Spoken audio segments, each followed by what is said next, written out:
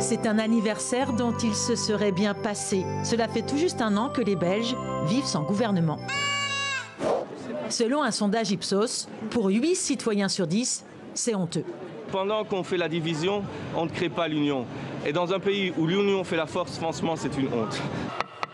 Le 18 décembre 2018, le gouvernement minoritaire de Charles Michel vole en éclats après le départ du parti nationaliste NVA. Un an plus tard, statu quo. Seul changement, Charles Michel a pris la tête du Conseil européen. Il a passé la main à une femme, Sophie Wilmès, mais elle ne fait que gérer les affaires courantes. Depuis un an donc, le roi a mandaté plusieurs médiateurs. Il y a eu 6 tentatives de formation de gouvernement. Toutes ont échoué.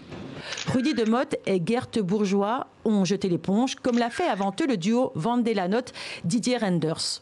Il y a une semaine, Paul Magnette, le président du PS, renonçait à son tour.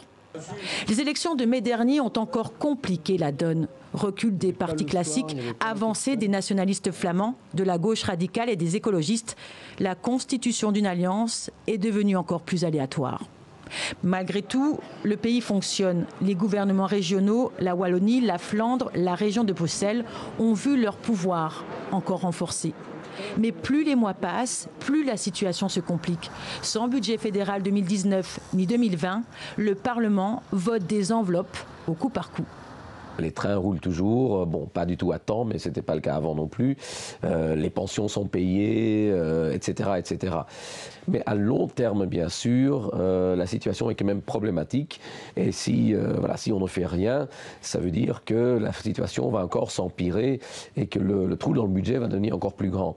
Un anniversaire, mais pas encore un record. Il y a 9 ans, le pays était resté sans gouvernement pendant 1 an et demi.